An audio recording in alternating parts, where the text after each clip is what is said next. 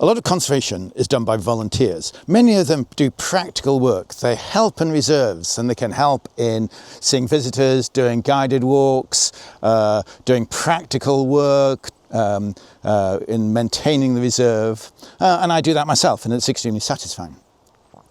But also there are many volunteers that document biodiversity. They go and count things and survey.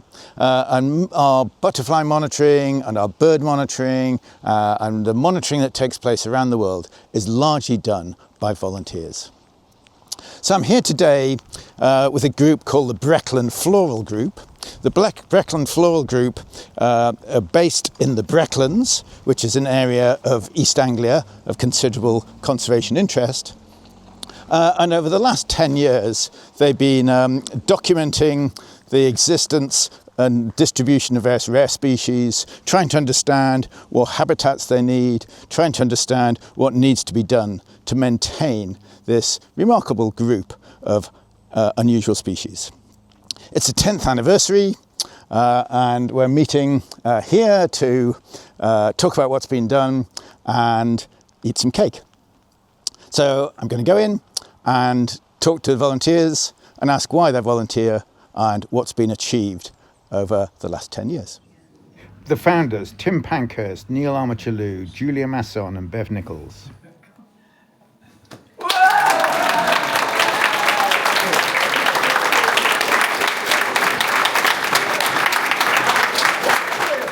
So I'm here with Jo Jones, who's been the leading figure in the Breckland Flora Group. Tell me why it was created and who created it. There was a real concern about what was happening with the flora in Breckland, which is a unique landscape in the UK.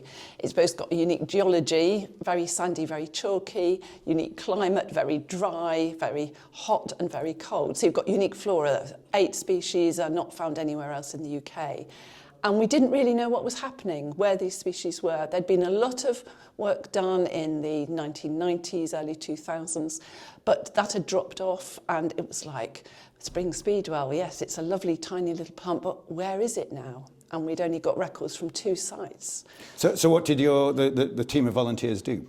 They went out, they were given lists of historical records at different sites. They took on a site each, and so they really got to know each of their sites and began to find out how their particular species were doing on those sites. And then sometimes different species cropped up as well. So, for example, as you know, Bill, we were out on London Bottom and we found the first record for spring speedwell for about 20 years. Fabulous. You know, one gorgeous evening this summer. And we only found 16 plants, but that's discovering that tiny little species is hanging on there. We can tell the landowner, and that's the important thing, is that this information then gets used by the landowners. So we could tell Elvedon Estate, they're delighted, and that informs their management. And this is done with an army of volunteers. Tell me about the volunteers. Yeah, we've got volunteers who've been going for the last 10 years since it was set up in 2016, and lots of others have joined us, and there are now 60 of us. So they sort of get to know their site becomes theirs. They get to know it really well. They find the plants, see if they're there, count them, very importantly count them, map them so we know what their distribution is like, and they record the habitat and any disturbance that's happening in the area. So you get a really full picture of what's going on, and that tells you what's going on at that site, but it also tells you how that species is doing across the whole of the Brecks. I look forward to talking to some of these volunteers. Yeah, they're brilliant. So why did you join? Well, it was probably ended up being coincidence, but I've always loved wildflowers from a young child when I collected flowers and pressed them, and pottering about, always wanting to know what wildflowers were. But joining the group was started by, before it actually existed, I went on 1 or 2 guided walks with Tim Pankhurst. And I think it was... Yeah. So going on walks with him, I found really interesting and enjoyable, and he was obviously instrumental in setting up the group. So it was because of Tim and having met him, and then when the group was starting, I was, I had the information that it was happening. So, I'll join that, despite living quite away from where the surveying takes place. And then being part of the group, I took on an area of the Brecks along Sandton Street that became mine to survey with fascinating flora, particularly on St Helens Wellbank, and I've done it ever since and absolutely loved it. I joined the Breckland Flora Group by chance, talking to somebody at Oxburgh Hall, where I volunteered doing their wildflower surveys, and she suggested that I might like to come along and see what Breckland Flora Group is all about. I joined the group because I've been botanising for many years, and I could see an opportunity to make much better use of my skills, if you like. I'm doing science, and I just like science, so I need to do work experience to pass my course, so that's why I'm here. And have you been enjoying it? Yeah, it's been great. Well, I like doing this stuff because it's like animals and like nature, and just good, it's just nice. What have you gained from being part of the Breckland Flora Group? So much. I've absolutely, totally loved being part of the Breckland Flora Group. From the opportunity to have a kind of more focused purpose to searching for particular plant species in the Brecklands, and just all the people that I've met through it. I love going out on group counts, and I have relished the opportunity to meet all the other people that have a particular interest in Suffolk's plant life. It's been fantastic. Meeting lots of interesting people from outside my normal sphere of people. I live in an urban area, so very sort of more urban occupations, so very interesting to meet people from very different occupational backgrounds to my own. And so lovely people, fascinating area of the Brecks that I didn't really know much about, because a bit too far to come for a day's walk generally. So learning about a new area, lovely new people, and got really fascinated by the whole process of what we were doing and the importance of it, and grew to love my St Helens Wellbank. What I've got out of it is the chance to extend my knowledge, a more specific area of knowledge, and be with like-minded people, experts, and enjoy their company and the process of surveying. I've gained a lot of knowledge from being in the group. I've made a lot of friends, and as I say, I think being in the group, I've been able to contribute and make better use of what I've been doing. And you've lots of farming experience. How has your farming experience contributed? Yeah, we've got cultivated margins on the farm, and in those margins there are some fairly scarce, rare plants, and so I've been able to record those. And I've learnt the skills of how to record them. I've learned an awful lot about small plants and how to crawl in dry, arid environments. And I love the group. There's a very friendly variety of people of all ages. And long term, it led me to the job I do now, because I'm now working with the Breckland Farmers Wildlife Network, and I was able to talk about my knowledge of the plants here as well as my policy and environmental law background. The success of this is that we've really got many of those plants well monitored, and we know how they're doing and where they're located. And the other thing that we have done is to develop techniques for survey. And I've also been involved in training people coming into the Breckland Flora Group.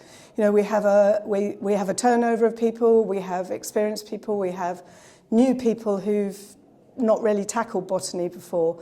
And so I've been running courses on grasses and other plants, and actually just helping with doing the techniques in the field, the actual, day-to-day monitoring that we do. So a whole group of people involved, a great range of expertise. Absolutely, and I think that's what makes the Breckland Flora Group a success, because we have people coming in who've perhaps done very little botany and pick up on specialising in understanding one plant, and we have other people who've got experience from different fields and bring that to the table. And so we share, and we go out together, and we share all those skills. Well, what have we learned from the last 10 years? Well, I think one of the things we learned from today is just if you get the stars aligned, you could do something incredible, which is to bring a group of people together to do something quite extraordinary, which is monitor one of the most important assemblages of rare plants in the country, and have an incredible group of people just going out, counting plants, working out where they are, working out what they need in the landscape, and gathering that data, sharing that information, which overall helps us just look after this incredibly rare part of our flora. So can you give some examples from today of the sorts of lessons we've learnt over the last 10 years? Yeah, so if you take something like Breckland mugwort, Artemisia campestris, very rare plant, really difficult to manage for because it doesn't like being grazed, but it needs disturbance. So finding the right places for that is quite challenging. And actually it's one of the plants which had more or less gone down to one site in the country, which was about 100 square metres. So trying to work out where else can you put this stuff is thinking, well, what does it really need? Where can we find that in the landscape? And let's translocate that species into those places where we know it's going to do well, and monitor it, see if it works, and if it works, do it elsewhere. If it doesn't work, learn the lessons and do something else next time. So that's a really good example of quite an awkward species to manage for, where we've just managed to bring together our thinking, bring together the data, bring together different innovative approaches to management, and then sort of find the successes. I think the other thing, I mean, again, sticking with that plant, just having people out on the ground, we've found new sites. Sites where this plant's probably been there for quite a long while, but we just didn't have the feet on the ground finding it. So we've found new sites for these plants, and through that have actually understood more about their status, I think. Oh, the Breckland Flora Group has been incredibly valuable. It's told us about what species are where, but also what species are not where. We're able to use that information not only to better conserve plants where they are, but start to think about translocations and reintroductions back to sites where they might have been formerly, but they're not now. And can you give some examples of what you've done, what you've learned? So at the moment, we're doing a translocation of Spanish catchfly back to Middle Harling Heath. Some background, Middle Harling Heath has always had a population of Spanish catchfly, but there it's really precarious situation. It's on the edge of the site, it's next to some intensive pig farming, it's being shaded out by a shelter belt, and the population at that site is declining, and it's almost gone, if not gone already. And we've created some turf strips into the middle of the heath where we hope to get it, so it's a bit safer from the pressures that are affecting it where it is, and we are actively in the process of translocating it back to those turf strips, and we're doing a bit of an experiment to see what's a better method of translocation at the same time, to put in as plug plants or put in as seed. I think we've gained a huge amount of data which is in lots of different aspects of it. So at Forestry England, where we're managing the landscape within Breckland, or a large proportion of that landscape within Breckland, and holding about 50% of the rare species within that landscape. We've got over 20 species of scarce plants to where we've got a legal requirement to manage them. And what we've tried to do is understand their distribution and their ecology and their environment needs, and the Flora Group have been collecting data on all of those on a regular, structured monitoring basis. So we're collecting a whole load of information on where they are, what their population size is, what their population distribution is, and what kind of environmental conditions they're in, and where they're declining and where they're not declining. So we've got a good understanding of their status within the forest, but also what their ecological needs are, because some of these species are, because they're so scarce, are not understood as deeply as needed. So Joe, we've learned a lot about the need for science, and we've spoken to lots of really enthusiastic volunteers who generate fabulous material. So what's the secret and what's the importance of a volunteer network? They bring an immense amount of their own experience. They bring their love of local nature, and also it's drawing that together to be used for a specific purpose that gives it a focus for all their knowledge. So they were already out looking at things in the forest, but there was nowhere for that information to go, and it's getting that information somewhere. And we've got 60 volunteers with the Breckland Flora Group. That is so many more than could possibly be afforded by conservation organisations. So you've got so many eyes on the ground, and they're there repeatedly. I mean, if I was doing a site, I might be able to go once a year, sometimes only every other year. They are there every year, going back several times a year. So they spot when something's happened, whether it's an incident, say, that's damaging the site, or that something good is happening, or they find a new species. And that's one of the things that having that number of people makes happen. And it's obviously immensely important for the conservation of the Brecklands to have all this information. So it is fabulous what you've done.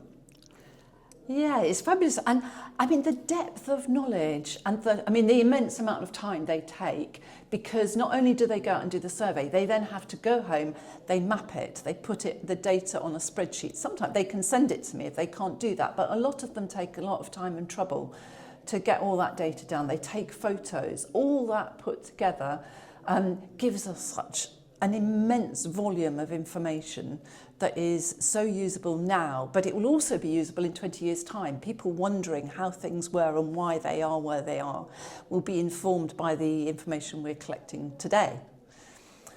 Brilliant. I guess this is a lesson that this is the Breckland Flora Group, but there are other bird groups on national scales, international scales, all sorts of volunteers generating this vast amount of information that's transforming conservation.